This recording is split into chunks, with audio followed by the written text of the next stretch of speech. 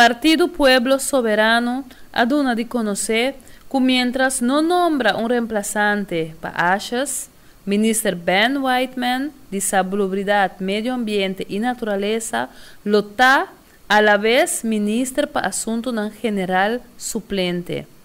Quem é candidato para reemplazar Achas como Primeiro-Ministro e Ministro encarregado do Assunto General, Pueblo Soberano não quedou de conhecer ainda. Tem candidato si que está na caminha, que já acaba o nome na aguardo mencionar, pero para agora que Pueblo Soberano não quedou de conhecer na Pueblo de Corsol quem está em nome que aguardo mencionar.